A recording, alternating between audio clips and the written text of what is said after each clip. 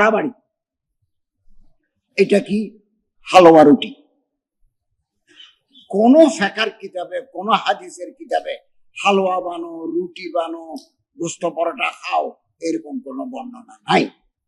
শবে বরাতের সাথে হালুয়া রুটির কোনো সম্পর্ক নাই। তবে এটা আসলো কোত্থেকে? আসলো কোত্থেকে এর কারণ আছে। এই বাংলায় হালুয়া রুটি আসলো কোত্থেকে? ইবাদতের রাতে সারাদিন দিনের বেলা রুটি বানাও, হালুয়া পাকাও, গরু গোস্ত পাক করো, রসা বুনা, মেয়েরা এগুলো করতে করতে ক্লান্ত, রাতের বেলা বেশি ইবাদত করতে পারে। এটা কেন আসলো? আপনারা জানেন এই দেশে বহু বছর শাসন করেছে বৌদ্ধ। পাল বংশের সময় পাল বংশে বৌদ্ধরা শাসন করেছে। এরপরে এই দেশে শত বছরের শাসন করেছে সনাতন ধর্মের লোকেরা। লক্ষণ সেন, মল্লাল সেন ও ওনারা শাসন করছে বহু বছর। এই দেশে শিয়ারা শাসন করেছে। শিয়ারা, মুর্শিদ কুলি খান এ বাংলার রাজা। মুর্শিদ কুলি শিয়া। জহিরুদ্দিন মোহাম্মদ বাবর মুঘল সম্রাট, উনি সুন্নি, উনি আহলে সুন্নাত ওয়াল জামাত, কিন্তু হুমায়ুন শিয়া। হুমায়ুন কেন শিয়া হলো? হুমায়ুন আসলে শিয়া ছিল না, শেরশাহর সাথে যুদ্ধবাদী। শেরশাহ যখন দিল্লি দখল করেছিল উনি তখন ইরানে চলে গেছিলেন। শাহ তামাস ছিলেন ইরানের রাজা।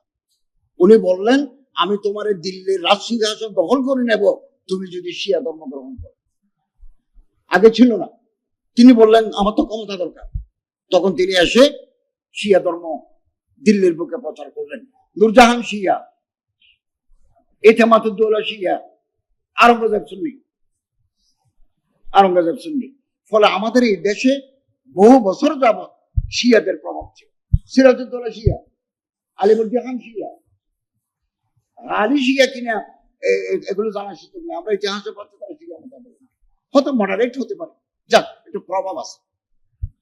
এবং শেখুল ইসলাম আল্লামা তকি উসমানী ইসলাহি খুতবাত কিতাবে লিখেছেন আজকের রাতে বহু বছর আগে শিয়াদের একজন ইমামের জন্ম হয়েছে 14 শাবান দিবাগত রাতে।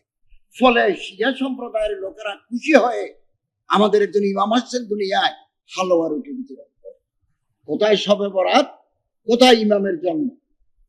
তো যেহেতু আমাদের এই দেশ বহুদিন যাবৎ শিয়ার প্রভাব ছিল, ওনাদের আসক্ত ছিল, মানুষের ভিতরে হালুয়া রুটি ঢুকে গেছে শবে বরাতের সাথে ইমামের জন্ম। তো আমরা তো আহলে সুন্নাত ওয়াল জামাতের মানুষ অধিকাংশ। কিছু শিয়া থাকতে পারে ইমাম বাড়া আছে, অল্প থাকতে পারে, তারা করুক, কিন্তু আমরা হালুয়া রুটির পিছনে পড়বো কেন? আরো কথা আছে। আরেকটা দুর্বল বর্ণনা আছে, সেটা হচ্ছে উহুদের যুদ্ধে নবী করিম সাল্লাল্লাহু আলাইহি ওয়াসাল্লামের দাঁত ভেঙে গেছে। এখন এটা মনে করে শক্ত খাবার খেতে কষ্ট হবে বলে নরম হালুয়া দিয়ে নরম রুটি বানাই খাই। তো কোথায় উহুদের যুদ্ধ, কোথায় লাইলাতুল বরাত 14 শাবান? এগুলো কি হালুয়া রুটি জায়েজ করার সমস্ত তরিকা বেদাতি তরিকা? কোনো সম্পর্ক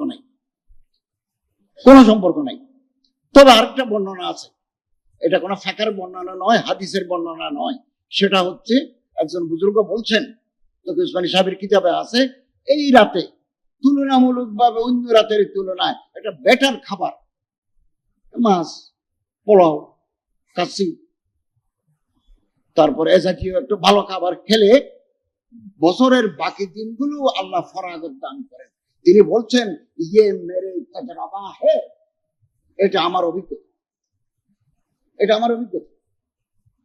এই রাতে যদি তুলনামূলকভাবে একটু ভালো খাবার খায় বা মানুষকে একটু দেয়, তাহলে সারা বছর আল্লাহ তাআলা ফরাগত করবেন।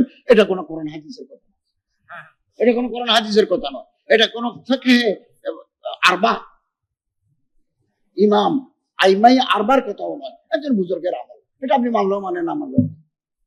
যেমন আজকে তো আমি কোনো আলাদা খাবার করি নাই, আমার এমনি গোস্ত আছে, মাছ আছে, বড় মাছ আছে, গোস্ত আমি রাখছি আগে থেকে, এগুলো চলবে। কেউ যদি ওইটা করেন, এটা বুজুর্গের আমল হিসেবে করতেও পারেন, না করলেও কোনো অসুবিধা নেই। খোলাসা মুদ্রা কথা হলো আজকের রাত ইবাদতের রাত।